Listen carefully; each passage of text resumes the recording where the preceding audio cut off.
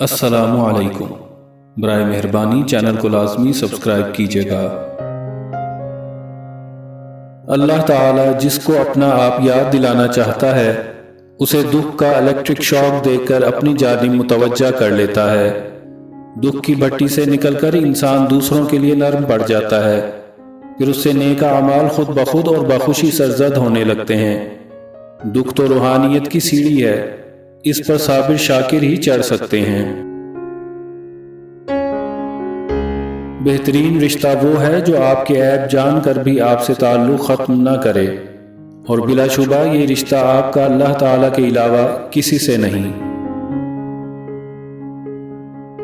जो तुमसे नहीं हो रहा उसे अल्लाह के हवाले कर दो, फिर देखो क्या होता है। अल्लाह उसी को वसीला बना देगा जो तुम्हारी राह में रुकावट है। मैंने कहा थक चुका हूं, जवाब आया ला तक़नतु मिन रहमतिल्लाह, खुदा की रहमत से ना उम्मीद ना हो।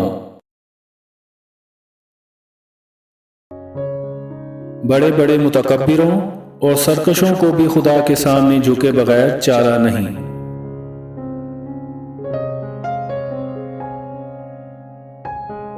जब दुआ और कोशिशों से बात ना बने तो फैसला खुदा पर छोड़ दो, वो अपने बंदे के लिए हमेशा सही फैसला करता है।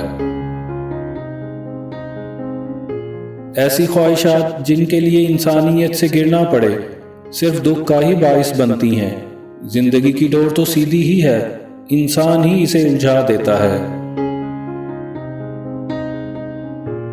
अगर आप लोगों से अपने दुखों का मदावा हमदर्दियों की सूरत में चाहते हैं तो यकीन जानें आप मजीद दुख उठाएंगे।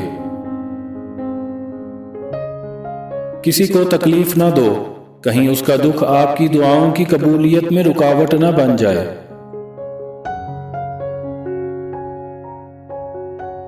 कभी किसी का दिल ना दुखाओ, क्योंकि मुआफी मांग लेने के बावजूद उसे हमेशा दुख जरूर रहेगा। जो दुख दे उसे छोड़ दो, मगर जिसे छोड़ दो उसे दुख ना दो। मैं ऐसे मुआशरे को क्या नाम दूं जहां फिल्मों ड्रामों में मौजूद दर्द तकलीफ पे रोना आ जाता है, मगर असल जिंदगी में किसी के दुख दर्द को ड्रामा समझा जाता है। गम बांटने की चीज नहीं, फिर भी दोस्तों एक दूसरे के हाल से वाकिफ रहा करो। सुख और दुख उसी की देन है। हम दुख में कितना सब्र करते हैं और सुख में कितना शुक्र अदा करते हैं, असल इम्तिहान यही है।